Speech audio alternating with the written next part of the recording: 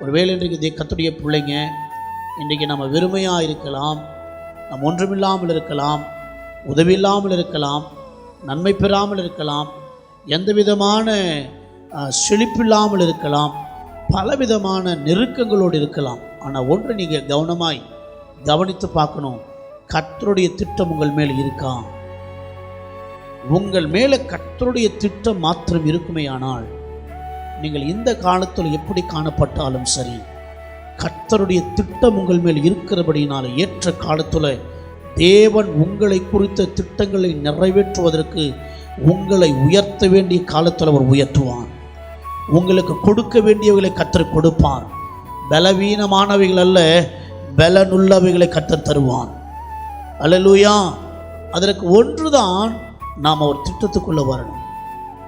அவருடைய திட்டத்துக்கு தகுதியான ஜீவியங்களாய் நம்முடைய ஜீவியத்தை மாற்றிக்கொள்ளணும்.